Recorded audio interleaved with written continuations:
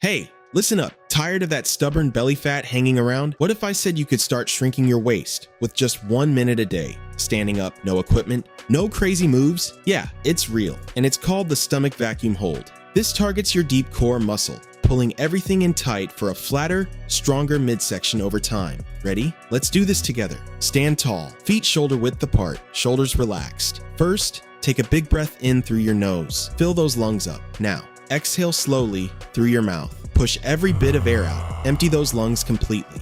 Good. Now, at the bottom of that exhale, pull your belly button straight back toward your spine, hard, like you're trying to zip up the tightest pair of jeans ever, or suck your navel into your backbone. Whoosh!